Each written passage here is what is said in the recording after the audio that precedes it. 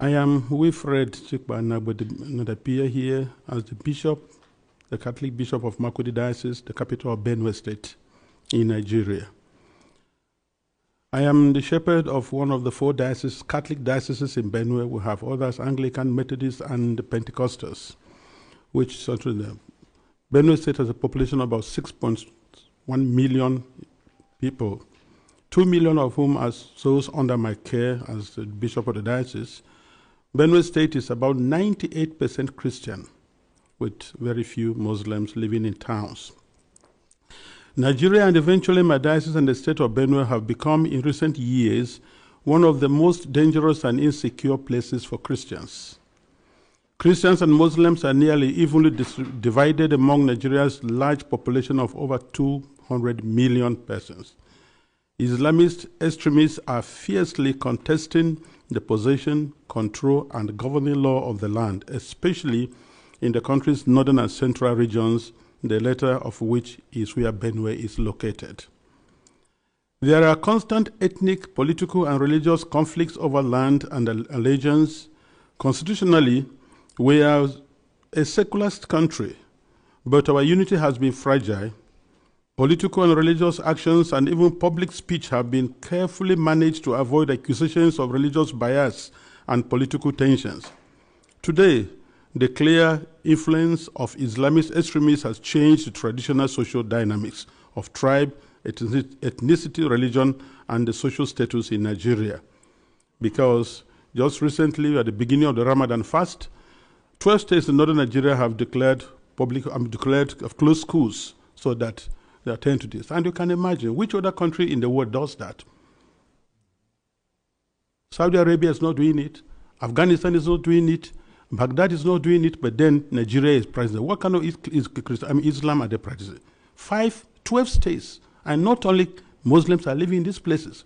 What happens with the educational program or curriculum of the country? But this is what we are going through every day in Nigeria. A long-term Islamic agenda to homogenize the population has been implemented over several presidencies through a strategy to reduce and eventually eliminate the Christian identity of half of the population. This strategy includes both violent and non-violent actions, such as the exclusion of Christians from positions of power and adoption of such church members, the raping of women, the killing and exploitation of Christians, the destruction of churches and farmlands of Christian farmers, followed by the occupation of such lands by the Fulani herders, and also changing the names of these villages. They are taking over the places, so you clearly see an expansionist approach and Islamic, and then they are making the people now flee and leave their villages, and they conquer it. The quest to Islamalize the land appears high on the agenda of some of the powerful and influential Muslims in Nigeria. There is a campaign to take land to spread Islam, and there is the hemorrhaging of Christian farmers from the central region of Nigeria and Benue State, and Makurdi Diocese in particular, as they are forced to abandon fertile lands that used to feed the nation, which classify Benue as the food basket of the nation. Militant Fulani herdsmen are terrorists destroying society.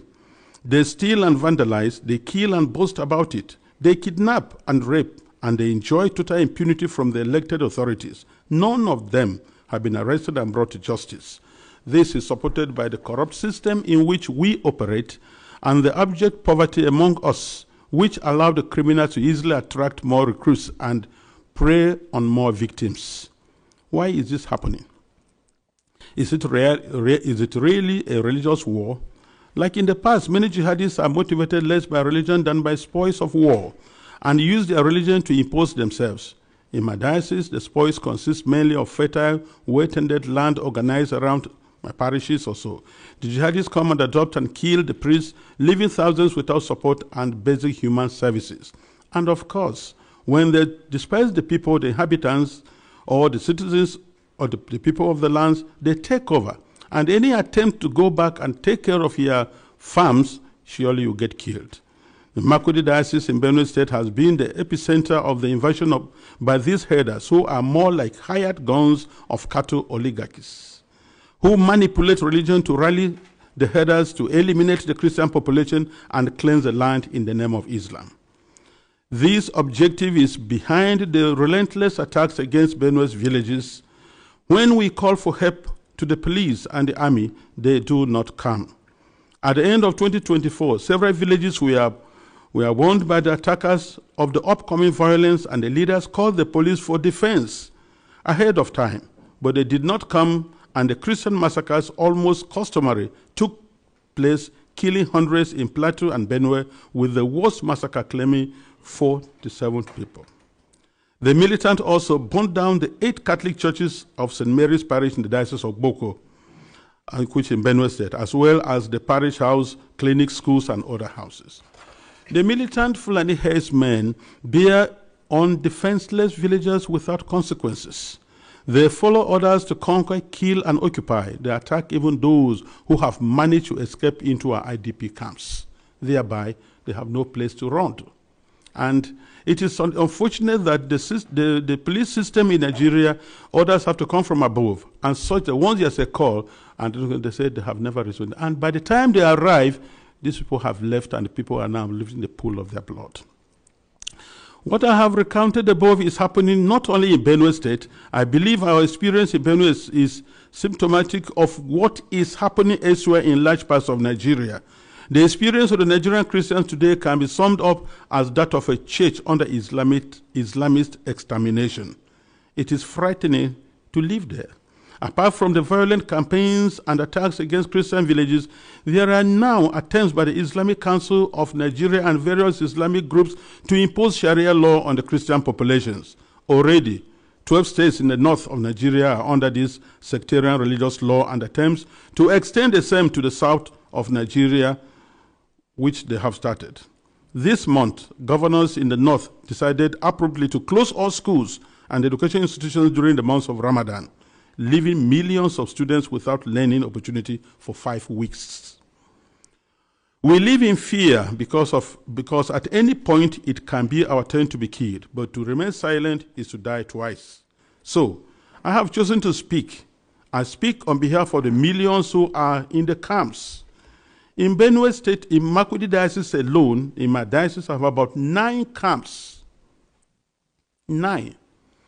On the 5th of March, which was Ash Wednesday, we visited one of the camps, and many of my priests and religious went to the other camps, distributed them to begin the Ash Wednesday with our faithful who are there, because we are the voice of the voiceless. We have to talk for the defenseless. We have to talk about the weak and those who cannot talk about themselves. In one of the camps called the Mega Camp, there were over 3,000 inmates of that camp, and which was a record given to us by government. I speak on behalf of them and those children who have no husband, who have no father, and even their own voices taken away by the politicians who promised to help them, but have become the willing tools of the jihadists because they are talking politically correct statements, looking for next elections to come.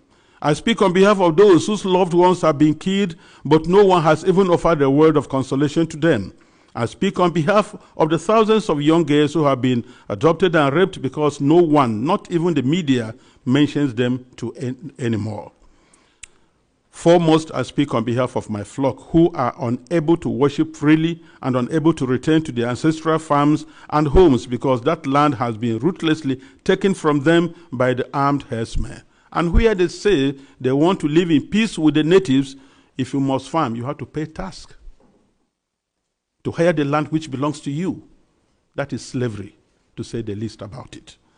As prosperous Nigeria is in the African continent, and I tell you, if there's outbreak of war in Nigeria, no country around us, Chad, Niger, Ghana, Guinea, Togo, no country can contain the population that will flee to these places. No country can be able to house over 5 million refugees. It's not possible because of that. And if 1 million refugees run to Chad and Niger, they'll collapse that country because there'll be no plan to take care of them. So we have to be very careful. Today, I urge you all to use every means within your mandate to start developing a strong and good relationship with Nigeria, where you know that when you speak of human dignity, You are also speaking of the same God-given right you believe is unalienable.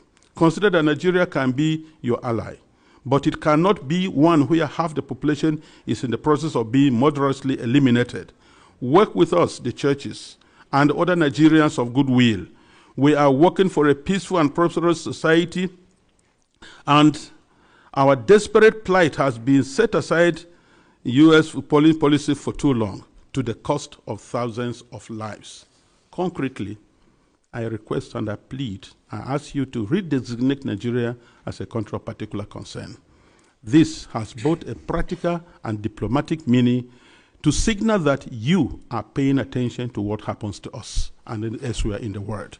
Because the policies the government is trying to put in place, so that to return the IDPs, build camps for them, relocate them from their homes, it is not durable and it will not work, because the government has already the population that is not able to take care of. And then you have over millions of people in the camps, and you want to relocate them to where? And if you do, let's take that you do, how many houses or rooms will you give me who has 5 children, another one has 3, another one has 2, and what will I be doing for a living? These people previously never begged anybody for food. They were managing their lives, training their children, and building their homes. So nobody should have deceived us on the guys that you're going to reset to the IDPs. They have no jobs. So where you set them, what will be their place? And by the way, the fundamental question remains, if you resettle them to other camps or build places for them, what happens with the ancestral lands? Who takes care of them? And this is whereby I feel the government is complicit on this issue. Because these terrorists, Fulanis, displace them, kill people, and then occupy the place, and then change names, nomenclatures of these towns. For what reason? So we want to let the people go back to their homes and help for them to rebuild their lives. I implore this august body to insist on the return and rehabilitation of all the IDPs to their ancestral lands, and not to relocate them to other constructed camps elsewhere, which is an invented solution now being pushed in the Benue State government. And I tell you, Nigeria government can do that once they have to be accountable. Because I know Nigeria, under the auspices of ECOMOG, was able to reinstate constitutional government in Sierra Leone and Liberia. And they can do that now. We have the capacity, but because the leaders that are not prepared. And I think that's whereby I look, it's not just conspiracy of silence, it is aiding, abetting, and supporting these terrorists to keep doing their work. This is my plea. Thank you very much for this attention.